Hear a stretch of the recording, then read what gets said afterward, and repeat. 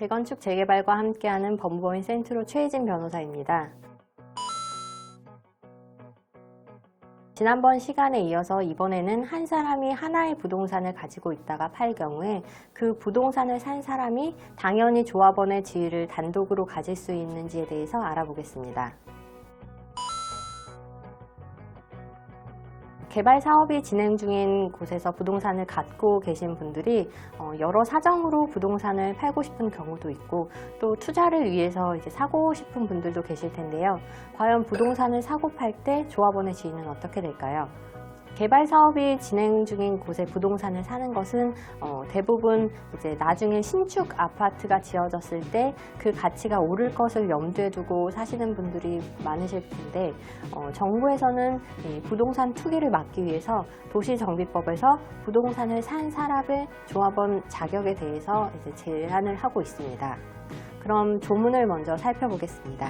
도시 및 주거환경정비법 제39조 제2항 본문을 보시면 주택법 제63조 제1항에 따른 투기과열지구로 지정된 지역에서 재건축 사업을 시행하는 경우에는 조합 설립 인가 후에 재개발 사업을 시행하는 경우에는 제74조에 따른 관리처분계획 인가 후 해당 정비사업의 건축물 또는 토지를 양수, 매매, 증여, 그 밖의 권리 변동을 수반하는 일체 행위를 포함하되 상속 이혼으로 인한 양도 양수의 경우는 제외한다. 이하 2조에서 같다. 이렇게 되어 있고 제1항에도 불구하고 조합원이 될 수 없다. 이렇게 규정하고 있습니다.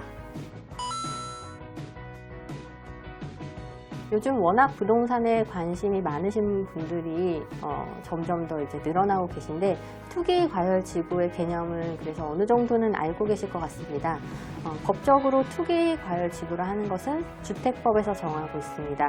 국토교통부 장관이 시도지사가 주택 가격의 안정을 위해서 일정 지역을 투기 과열 지구로 정하는데 주택법 상에는 그 지정 목적을 달성할 수 있는 최소한의 범위를 정해야 된다라고 되어 있지만 최근 이제 투기 과열 지구가 점점 늘어나고 있습니다.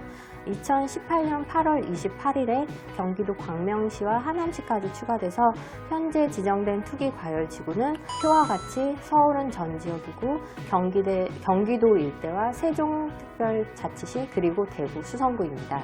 이 지역에서는 반드시 개발 사업 내 부동산을 사려고 하실 때 내가 조합원 자격을 과연 취득할 수 있는지 확인을 해보셔야 됩니다.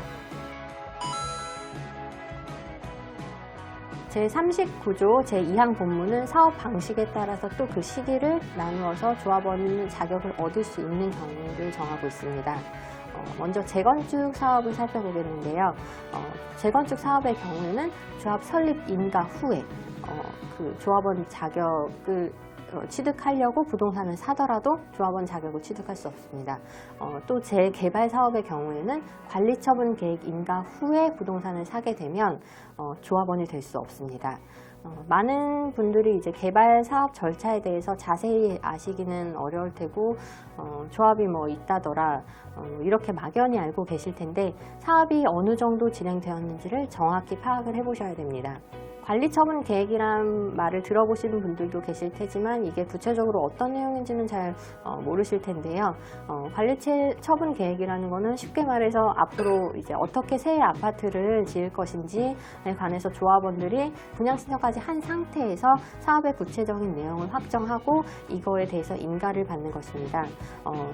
그렇기 때문에 재개발 사업의 경우에는 관리처분 계획이 인가난 때까지는 그 전에 이제 부동산을 사면 조합원 자격을 취득할 수 있지만 그 이후에 사게 된 경우에는 조합원으로부터 그 부동산을 사더라도 조합원이 될 수 없습니다. 저희가 나중에 이제 분양 자격에 대해서 구체적인 사례에 대해서 자세히 말씀드리겠지만 조합원이 이미 분양 신청을 한 경우에 프리미엄이 붙은 그 분양권을 산다고 하죠. 그런데 조합원 지위를 사는 건데 관리처분 계획 인가 후에는 원칙적으로 조합원 지위를 취득할 수 없고 분양을 받을 수 없게 됩니다. 그래서 결국에는 청산 대상자가 됩니다. 하지만 예외가 있고 그 많은 예외에 대해서는 저희가 추후 다시 말씀드리겠습니다. 조문을 살펴보면 건축물 또는 토지의 양수라고 하면서 이제 괄호 안에 매매, 증여, 그 밖의 권리의 변동을 수반하는 일체 행위를 포함하되 상속, 이혼으로 인한 경우는 제외를 한다고 되어 있습니다. 따라서 반드시 이제 부동산을 직접 사는 경우 외에도 증여를 받거나 경매에서 낙찰을 받거나 이런 경우 모두 조합원 자격을 취득할 수 없고, 예외적으로 상속이나 이혼으로 인해서 부동산이 이전되는 경우에는 불가피하기 때문에 조합원의 자격을 가질 수 있습니다.